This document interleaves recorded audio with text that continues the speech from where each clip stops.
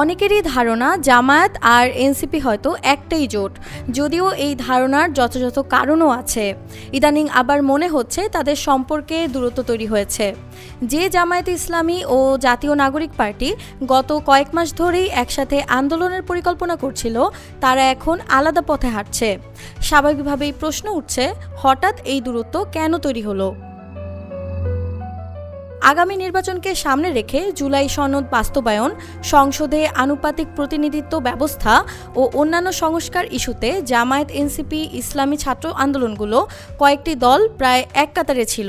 এমনকি যুগপৎ আন্দোলনের ঘোষণা দিয়েও রেখেছিল তারা। কিন্তু মাঠে নামার ঘোষণার সময় দেখা গেল জামায়াত 4টি দলকে নিয়ে কর্মসূচি ঘোষণা করলেও এনসিপি সরে দাঁড়িয়েছে। দলটির অভ্যন্তরীণ সূত্র বলছে, বর্তমানে এনসিপির ভেতরে দুটি ধারা স্পষ্ট হয়ে উঠেছে। এক অংশ জামায়াতের সব দাবি মানতে রাজি নয়, বিশেষত সংসদে পিআর পদ্ধতি চালুর প্রশ্নে। জামায়াত যেখানে উভয় কক্ষে পিআর চায়, সেখানে এনসিপি শুধু উচ্চকক্ষেই এর পক্ষে। অন্যদিকে আরেক অংশের আশঙ্কা, ধর্মভিত্তিক দলের সঙ্গে জোট করলে এনসিপির দীর্ঘমেয়াদী রাজনৈতিক অবস্থান ক্ষতিগ্রস্ত হতে পারে। এনসিপির সিনিয়র যুগ্ম আহ্বায়ক আরিফুল ইসলাম আদিব প্রকাশ্যে জানিয়েছেন, সব দাবিতে একমত না হওয়া এবং জোটবদ্ধতার অস্পষ্টতার কারণে আপাতত জামায়াতের সঙ্গে কোনো কর্মসূচিতে যাচ্ছে না তারা। এর সঙ্গে নির্বাচনী সমঝোতার বিষয়টিও যুক্ত। গুঞ্জন ছিল বিএনপি বিরোধী বৃহত্তর জোটের অংশ হতে পারে এনসিপি, কিন্তু দলটি এখন স্পষ্ট জানাচ্ছে জামায়াত বা বিএনপি কোনোটির সঙ্গেই আপাতত জোটের সিদ্ধান্ত নেয়নি তারা। রাজনৈতিক বিশ্লেষকদের মতে এনসিপি একটি নতুন দল।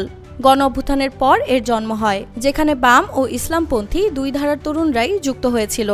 ফলে ভিন্ন মত ও মতাদর্শগত টানাপোড়েন এ দলের ভেতরে স্বাভাবিক।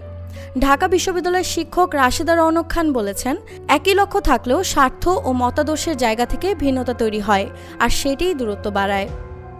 এক্সট্রিম মশার কয়েল প্ল্যান্ট ফাইবার দিয়ে তৈরি, ডেঙ্গু, চিকুনগুনিয়া বাহি সহ যে কোনো মশার বিরুদ্ধে দেয় এক্সট্রিম সুরক্ষা। সম্প্রতি ডাকসু ও জাকসু নির্বাচনে বাকছাসের ভরাডুবিও তাদের কৌশলকে প্রভাবিত করেছে। দুটি বিশ্ববিদ্যালয়েই ইসলামী ছাত্র শিবির নিরঙ্কুশ সংখ্যাগরিষ্ঠতা পাওয়ায় এনসিপির ভেতরে হতাশা বাড়ে। এর সঙ্গে যুক্ত হয় অন্তর্বর্তী সরকারের উপদেষ্টা মাহফুজ আলমের বক্তব্য, বাংলাদেশে আরেকটি ছাওয়া মওদুদিবাদী দলের প্রয়োজন নেই। যদিও তিনি সরাসরি কোনো দলের নাম নেননি, রাজনৈতিক অঙ্গনে অনেকেই মনে করছেন ইঙ্গিতটি এনসিপির দিকেই। সব মিলিয়ে এখন এনসিপি চাইছে নিজেদের আলাদা রাজনৈতিক পরিচয় গড়ে তুলতে। দলটির নেতারা বলছেন, জামায়াতের সঙ্গে আপাতত না দূরত্ব না সখ্যতা কোনোটিই নেই, তারা নিজেদের কর্মসূচি নিয়েই কাজ করতে চায়। তবে রাজনৈতিক মহলে ধারণা এটি একটি কৌশলী অবস্থান। নির্বাচনের সময় ঘনিয়ে এলে ভোটের বাস্তবতায় এনসিপি হয়তো আবার জামায়াতের কাছাকাছি আসবে, কারণ এককভাবে রাজনীতির মাঠে টিকে থাকা নতুন দলের জন্য কঠিন চ্যালেঞ্জ। আপাতত যে দূরত্ব তৈরি হয়েছে তা নির্বাচনের কাছে গিয়ে কমতে পারে, আবার আরও বাড়তে পারে।